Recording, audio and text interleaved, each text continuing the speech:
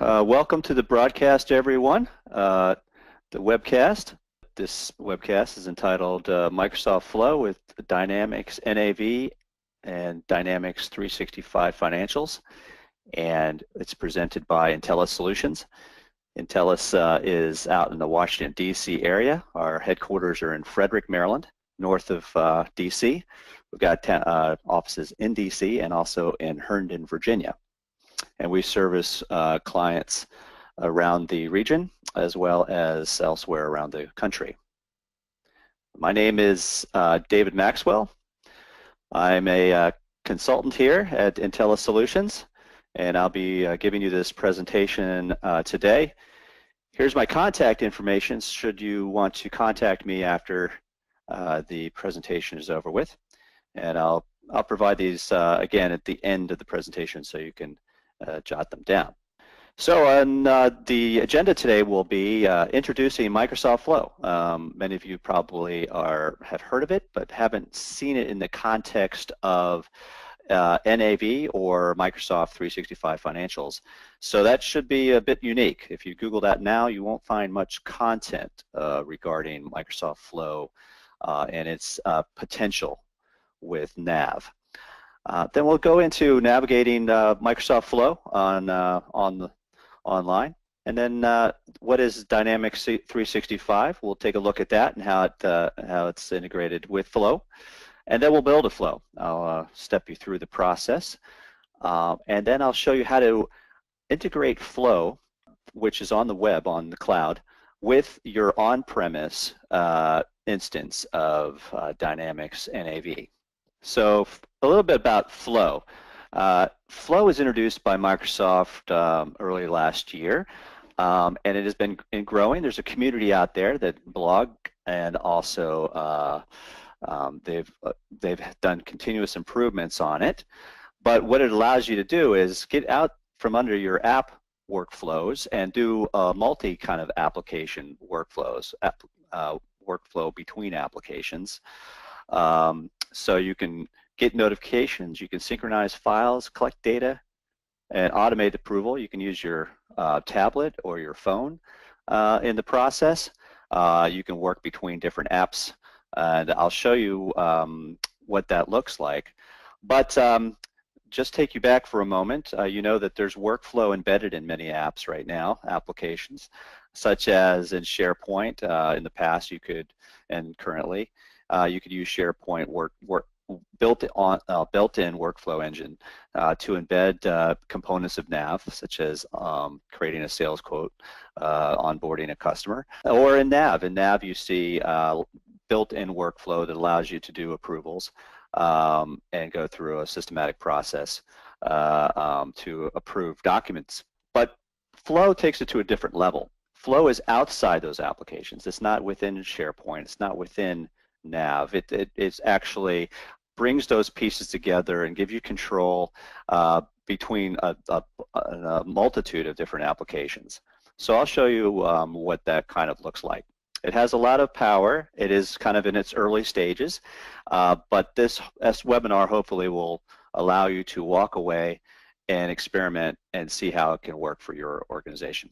So a little bit about workflow. You see that I've got Twitter here, icon. I've got a little icon that represents an Excel spreadsheet, a email like Outlook, and some of your contacts with a little two icons. I wanted to introduce you to these icons. The one on the left represents Microsoft 365 for Financials and Operations Business Edition, which is the current name used for Microsoft 365 Financials. Is a shorthand of saying it. Underneath it really is NAV for the cloud. And then the right icon is the icon used to represent the on-premise version of 2017 as it pertains to today, and soon Tenerife and 18, which are coming out next year. So that represents really the on-premise, and I'll talk about that in the end. So what I want to do is show you that we're going to go into 365 on the web. with our typical password. This is what mine looks like. If in your organization, in order to get started with Flow, you have to have access to Office 365. And then we'll go in and you'll have a menu that is Office 365, and it'll have your apps available. If you don't see it immediately, you see that there is an Explore All Your Apps. I have here in a red box, Flow appearing as one of my apps. You can add that app if it doesn't appear on your screen. So I'm going to, this is the main menu to Flow, and I'm going to jump right in and start showing you Flow on the web. So let me do that.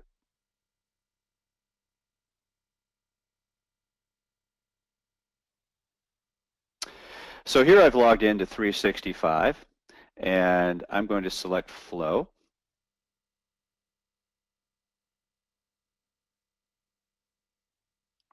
So Flow will automatically bring up your My Flows menu, and just to get you familiar with the menu, there is two that I've created in the past already here, and then some suggestions on flows you may like to use in the future. And this is the icons, as you see here, give you an indication of what the flow does. You see that there's an Outlook, the familiar Outlook logo, followed by the familiar OneDrive logo here. So this flow has something to do with creating an email, and then it creates some kind of file on OneDrive. So that's why you see it here. And then it has the worded explanation next to it. Across the top, you'll see the menu, and the menu includes approvals.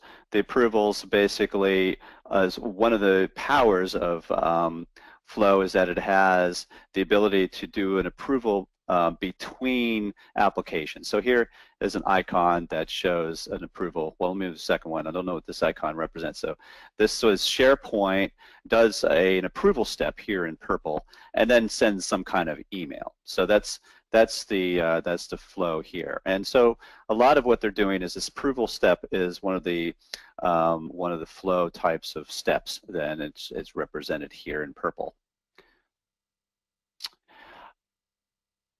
Templates on the menu are a lot of these flows that you can choose from that have been provided by Microsoft or by individuals that have submitted their flows to Microsoft and been approved.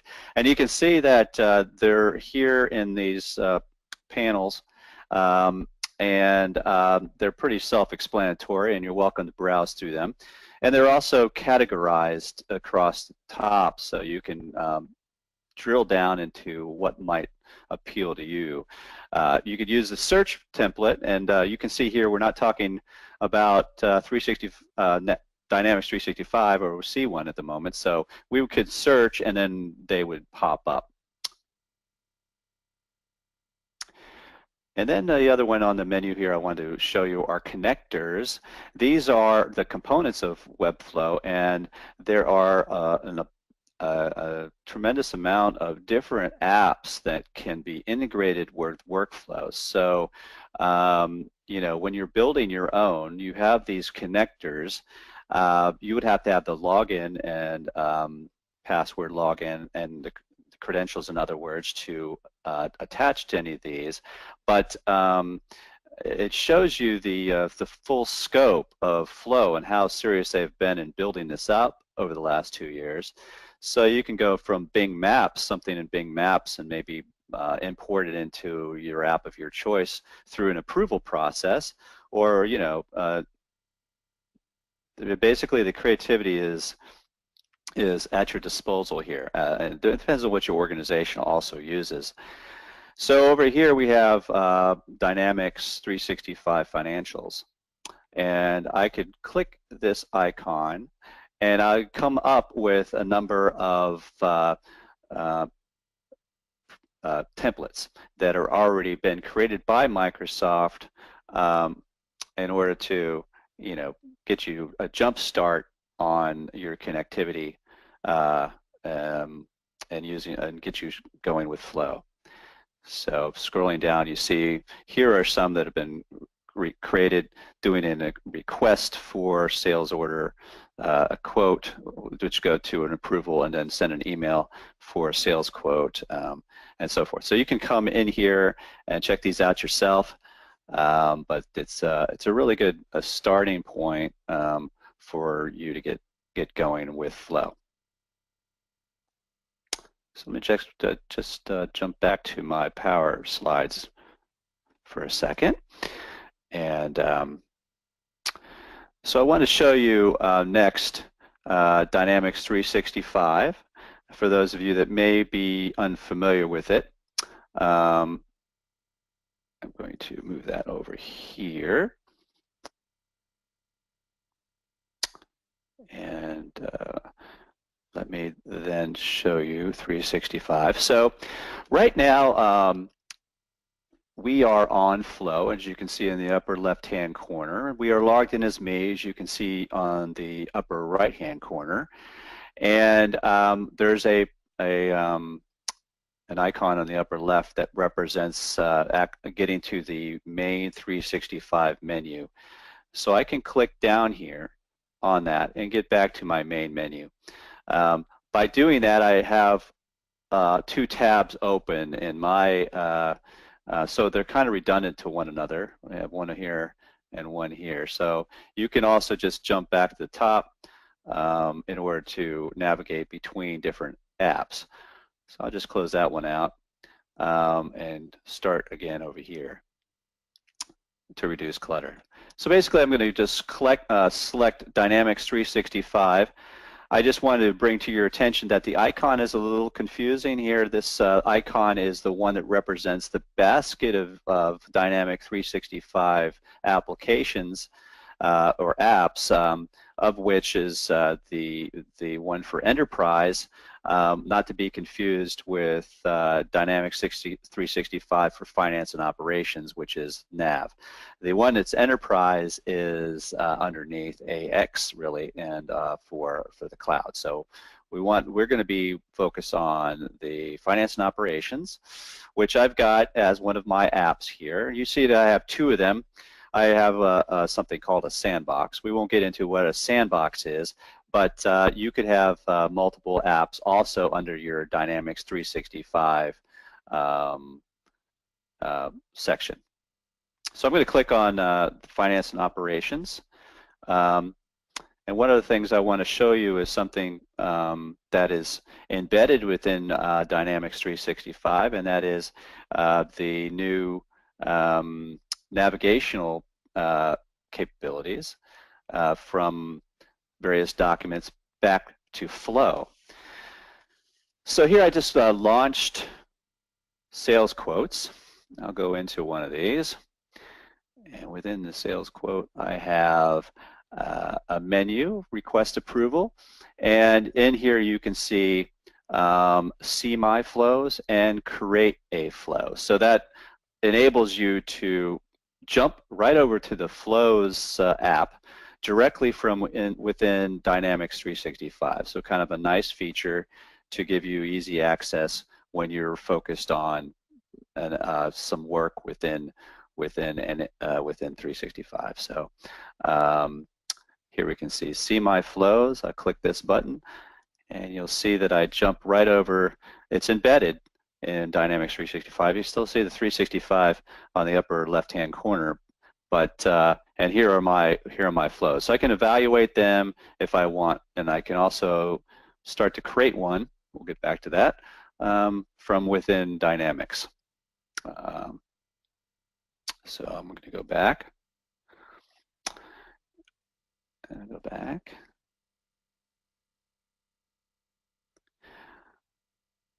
So that's a brief introduction to Flow and 365. And what I want to do now is move over to actually creating one of these flows. instead of doing a template, I'm going to create one from scratch so that you can get a rough idea of what's involved in order to do a flow yourself. So one of the things that I'll start with is creating a web service. Now, why am I starting there? It's because I want to show you that it is what enables Flow to talk to Dynamics 365. So there are two ways to do this. One is you can go straight to web services themselves. And in here, for those of you that don't know, web services is a way of communicating through OData or SOAP services from the outside into NAV, or you can call them commonly known as APIs. You can easily see that I've got in here the item card page. So the item card page can now be manipulated from some outside action. Maybe a create a card from outside NAV, for example, or modify. So I'm going to create a new one here, but I'm going to show you the other way of doing it. I could either manually do it here with the new button, or I could use something called assisted setup. Now, assisted setup nice because it asks you some questions when you're going through setting up a web service, so it's less arcane. I can hit setup reporting. Now, setup reporting might be a bit confusing because the word reporting is in here, but what it's really doing is it's setting up a web service that will enable you to talk to Flow.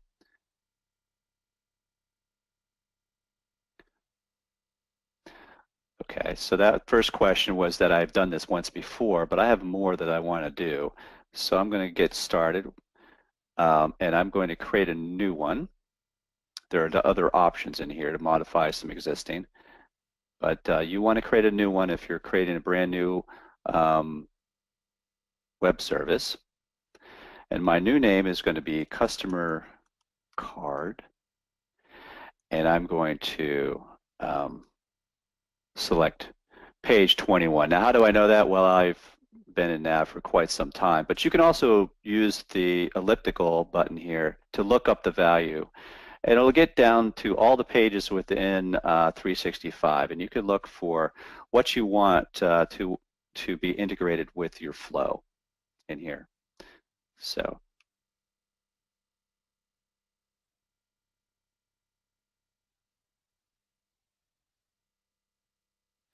it's saying it's not 21, so I will integrate with 22.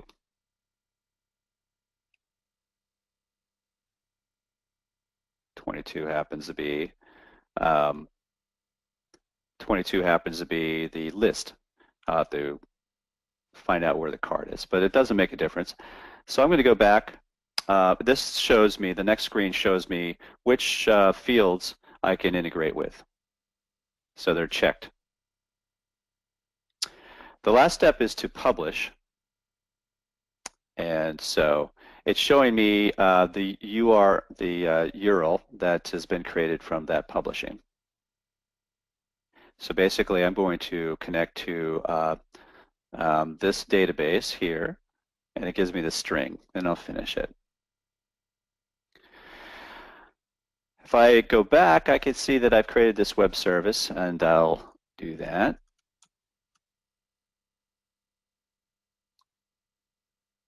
And in here will be the page that I've created called Customer Card. So it's right there. This one's new. Okay. So that's the first step. Now I'm going to go and create the flow directly from Flow itself. There's also, like I showed you before, I could have been in the sales quote and created it from in there, a sales quote document, and jumped straight over. But I want to show you the navigation here straight from Flow, so you get familiar with it from here. And what it did again is it defaults me back to my MyFlows screen. And I've already got 2 flows created. I'm going to create one from blank, which is up at the top.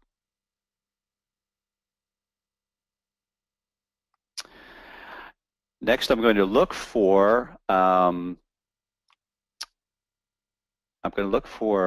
Dynamics 365 as a connector.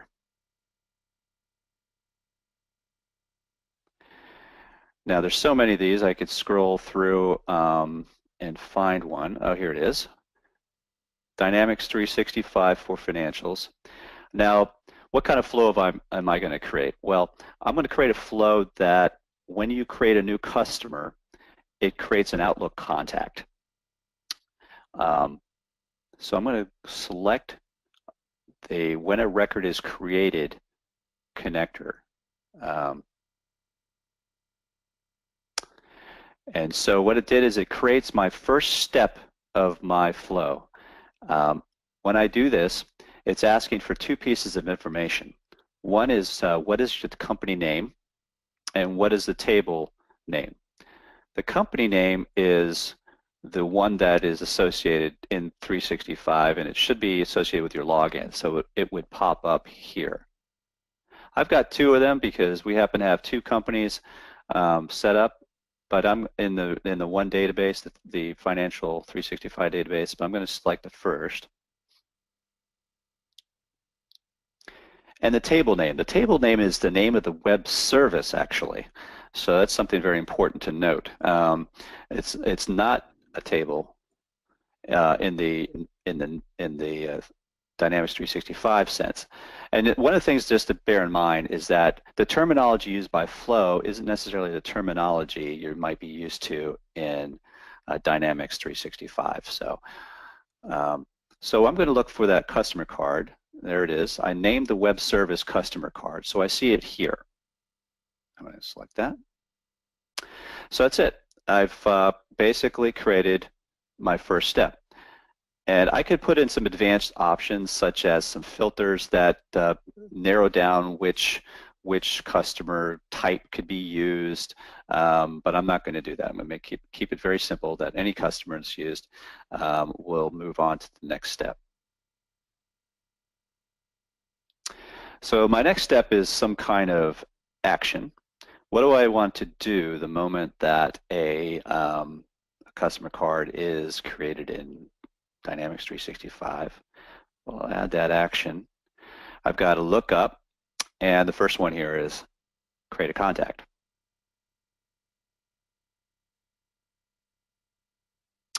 So it has some information, and all this is our parameters coming out of Outlook. This trigger, or this connector, knows exactly what to do, what is necessary in order to make a contact. So a folder I'm going to do is contacts. The given name is going to be a value coming out of Dynamics 365. And it's smart enough to know that it needs some kind of value from NAV 365. So this is the mapping. You're doing a mapping from one application to another. And over on the right is the various values that I could apply.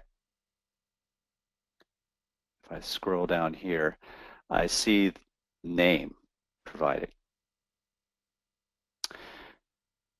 You also see the red asterisks on the left hand of the value. That's those are the basic requirements that Outlook will need. So I'm going to look for the phone number. A unique identifier is normally the number of the contact, and we'll give it a display name. It could be the same name as that was provided before. I could even add some value here. Say display name is not only just name, but I'll type some text. I'll say it's from Dynamics. Oops. 365. So in other words, I can add not just the value, but some text along with this. And normally this doesn't have a red asterisk, but I can tell you that one of the reasons to have a contact in Outlook is because you want the email. So let me get down to email. Whoops.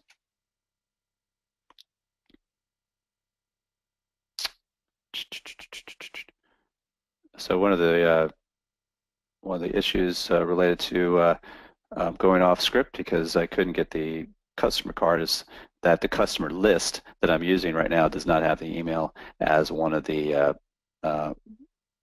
provided accounts. So I could just add a manual one in here, which, just for demonstration purposes, you wouldn't do this ordinarily. Well, that's the name.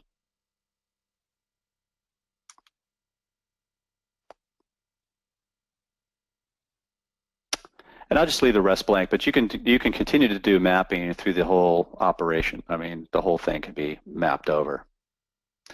And just to go back to what happened here, what you see is what you get on the NAV side. So if it's on, it's visible on the page, then it's visible in here.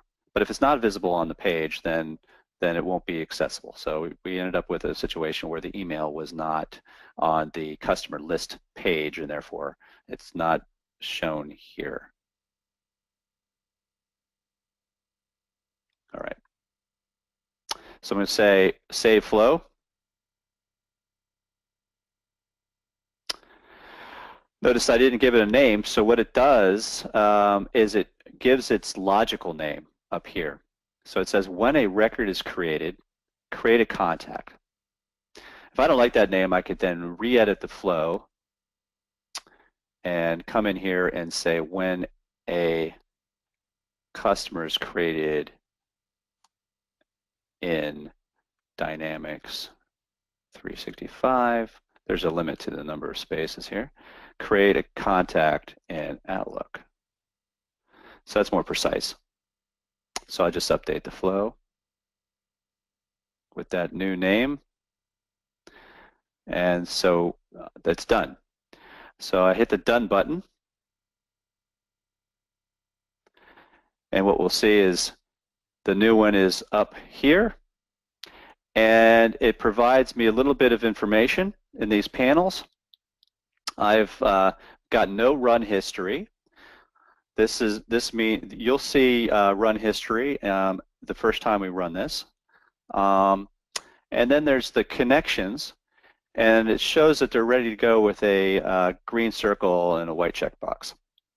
So we've got two connections that were made in the process of creating this flow, one to Dynamics 365 for financials, and one connection to Office 365 Outlook. And it shows that I own it, which means that no one else really can edit this at this point. So I'm the only owner. Lastly, I want to bring to your attention up here, the flow is on. That means that once I go to NAV, not NAV, Dynamics 365, gotta keep the name straight, and create a customer, this will be used. So let's do that. All right. I'm going to close out some of these tabs. There we go.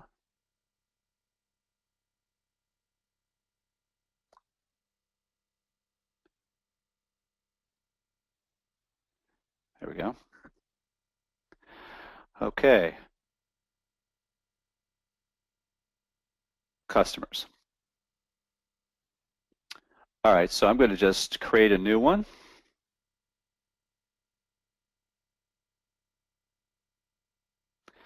Give it a number. And I'll give it a name.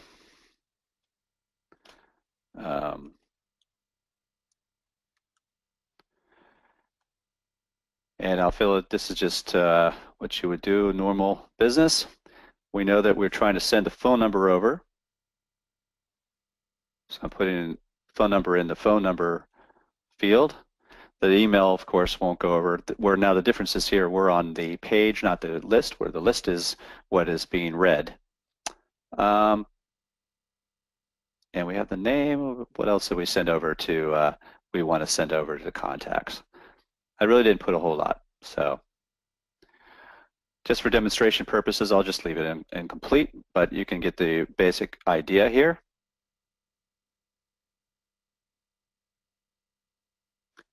So I close out. I can see that I've got Linda Gore, who I selected as my example name, is down here with a phone number. So we may have to wait a little bit depending on your plan. There's different plans for the expediency of the flow and how fast it works. But I'll get back to that. Let me go ahead and open Outlook and see whether we have a contact yet. So here's Outlook for 365, and go down to contacts.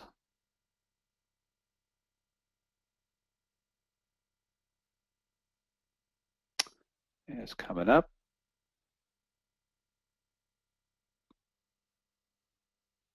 And I don't have Linda Gore yet in here in alphabetical order, so I know it didn't process yet. But what we can do is we can go back into Flow and check on its status. So go back into Flow. So I'm back at the Office 365. You could call it the home page if you want, and I'll select Flow. Notice that I've got, I had only 2 flows here registered before. Now I've got 3. I'm going to go to my new one and click it. And it says there's no run history yet on this one. So it didn't yet process, and it's not in the process of processing either. So that may take up to 15 minutes.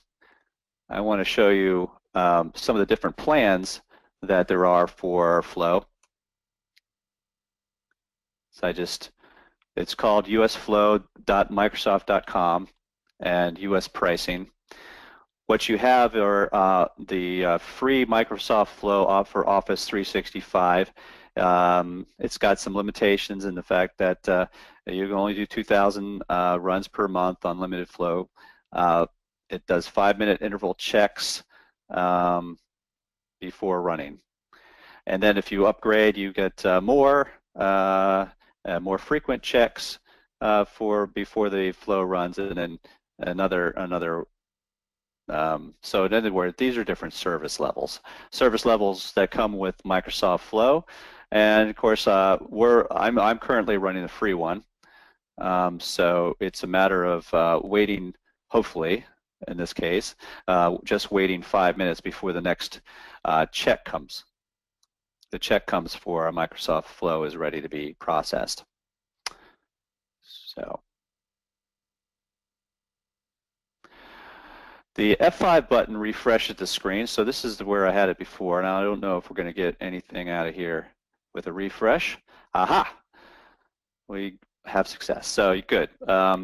What you see here is run history. It succeeded. I'm running the free version. It checks every 5 minutes if a new Microsoft Flow is flowing through the system, and it says that it succeeded.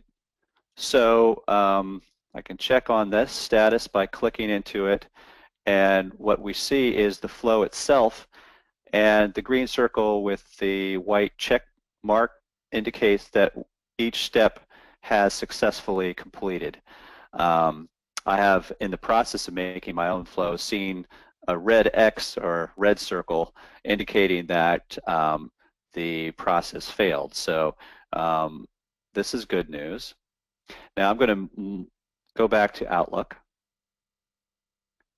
and there is Linda Gore. It's got my picture in it. That's funny. But here it is. You see I hard-coded that email address. That's why that came in. Okay, and I have a fact box on the right-hand side just popped up that shows that phone number I typed in. So that's it. I did the mapping. I did a very simple flow, and you know, when I create a customer, it creates a contact.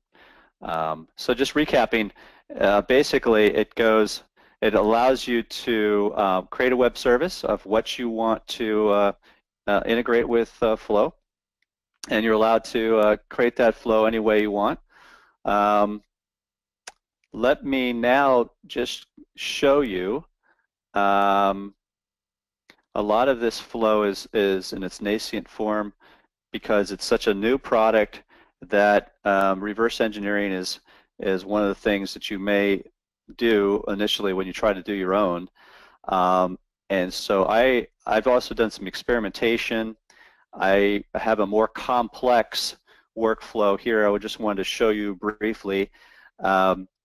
I put together a process by which creating an item in one instance of or one company of Dynamics 365 goes to Outlook for approval, and when approved, it goes and creates an item card in another company of Dynamics 365. So it's a way of moving, like creating an item and keeping them consistent between companies. Just an idea, but it shows you the power of Flow and where you can go with it. So I'm opening it up, and you can see in the process of designing this, I had a few failures along the way, and this is what a failure looks like.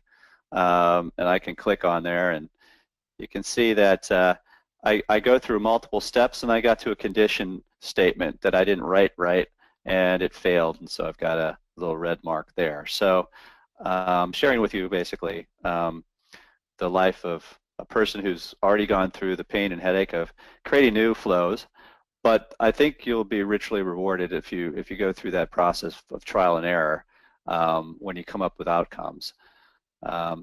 So just to show you this, we basically just did the first two steps, and I put in after we get an approval email coming from Outlook, it asks the question. A condition, it has a condition actually step that says did the person approve it or not approve it, and if they did, it's a yes, and I create the item card in the other company, but if it's no, it just acknowledges back to the user that it was rejected. So this just shows you that your flows can get ever more complex as you create them. And the various steps, I'm going to hit this plus button, but you can see do statements, case statements, each statements, creating scope, parallel branching, which allows multiple processing simultaneous. And so before you know it, you could do cross-platform flows, not just between Dynamics, NAV, and Outlook, but I don't know, I did it once with OneDrive. I'm sure you can go back to SharePoint. You could go to Twitter and Facebook, LinkedIn, you know, any other social media or other financial applications. So it starts to, you can start to see you can harness some big power out of this. So I'm going to close that. So one of the things I wanted to show also was that there are connections to on-premise NAV as well. So let me show you that there is a cogwheel up on the upper right-hand corner of Flow that shows you your connections. And our connections now are currently Office 365. I'm just clicking this one. Financials. This is the ones we were using, is the one I got highlighted here, and down below Outlook. And I mentioned that I'd used the OneDrive before. I have used this approval, which is part of Flow, before. So they are all showing. But what I want to show you here is that I've got an instance of an on-premise NAV 2017. So what I've done is I've got my own server on in my own company, and I want to be able to access it as part of Flow. So this is probably more common and will be more common for the next couple years before people move their Dynamics NAV instances to the cloud. They're more likely to have an on-premise instance. So it is possible over the next couple of years to have a Frankenstein kind of situation where you have part cloud, part on-premise servers, and you'll want to connect the two and use Flow. So this is how you do it. You will create a new connection with a new connection button up in the upper right-hand corner, and it'll ask you what you want to connect. We want to connect NAV. So here's Dynamics NAV.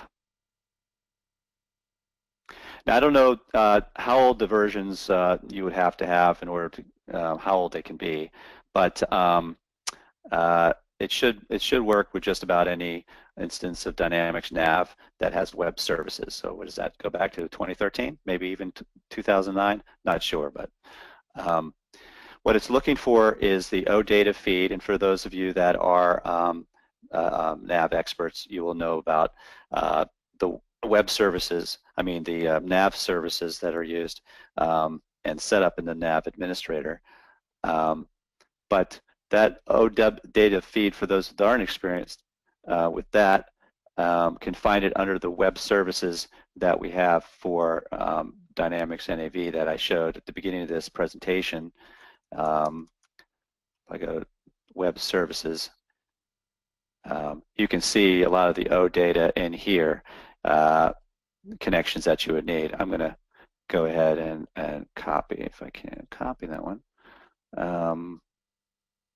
That's what I want right there. That is your OData connection that you'll need in order to create a new connection to your on-premise connection. So you can write that one, and you copy that in. So that's what it would look like. Now that port has to be open to the outside on your network, so talk to your net admins if that doesn't work. Also, you will have to use a username and password, just like you use when you use the web client for NAV. You're coming in with a username and password, not using your SID account, the Windows ID. So it's not a single sign-on. You would have to have your own separate sign-on here, and that is set up by your NAV administrator to have a username and password. So that would also be required to get in. So I won't create a new one there, but I'm giving you where you would go to enable that. So I hope you enjoyed this presentation. I hope I shared with you a lot of new things and given you an ability to jumpstart your own exploration of Microsoft Flow. If you have any questions for Intellis Solutions, please don't hesitate to reach out to us. We're on LinkedIn, we're on Facebook, we're on Twitter, and you can find our website and see what we're all about.